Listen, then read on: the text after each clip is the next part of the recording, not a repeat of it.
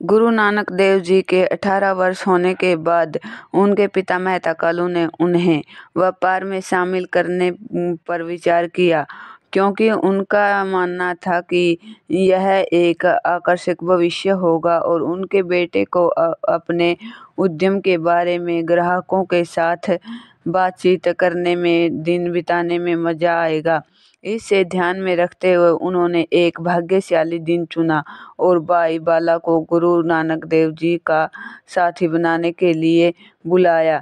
गुरु जी ने पिता ने भाई बाला को कहा, नानक के साथ जाओ और अच्छा सा व्यापार करो। उन्होंने भाई बाला को 20 रुपए दिए, कुछ वास्तविक चीजें खरीदे और वितरित करे ताकि हम उन्हें बेच सके और महत्वपूर्ण लाभ कमा सके। यदि यह एक लाभदायक लेन देन साबित हुआ तो मैं अगली बार आपको अतिरिक्त पैसा दूंगा ताकि आप खरीदारी कर सके। कुछ सामान खरीदने के लिए गुरुजी ने भाई वाला तलमंडी से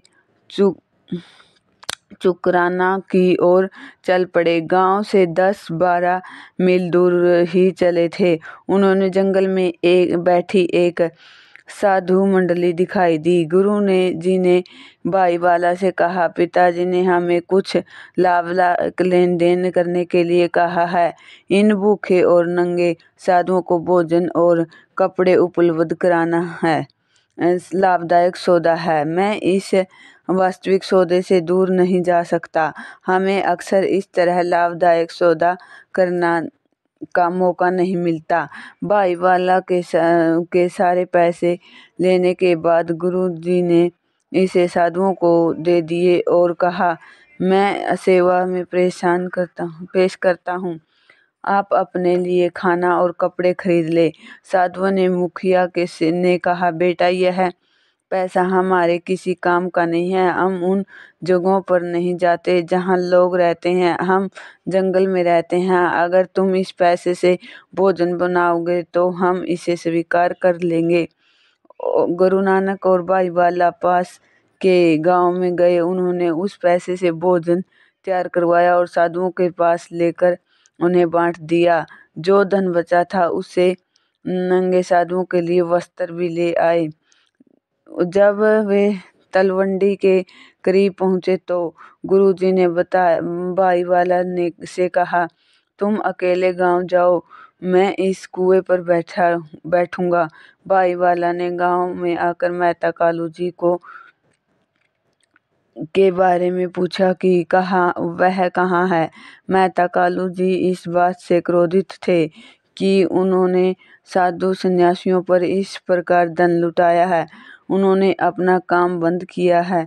भाई वाला को साथ लिया और गुरु नानक देव जी की ओर चल दिए। कुएं पर पहुंचते ही उन्होंने गुरु जी को पकड़ लिया और 3-4 तमाचे जड़ दिए। मेहता कालू जी ने उस समय भाई बाला ने कहा, अपने ही तो हमें लाभदायक और वास्तविक सौदा करने के लिए कहा था, चाहे आप इसे पसंद करें या न करें, नानक जी ने एक सच्चा सौदा किया है।